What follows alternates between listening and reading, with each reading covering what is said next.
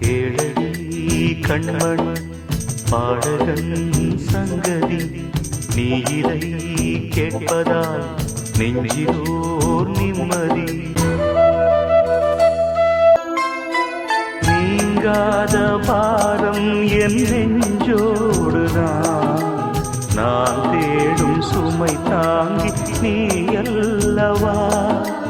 நான் வாடும் நேரம் உன் மார்போடுதான், நீ என்னை தாற்றும் தாயல்லவா.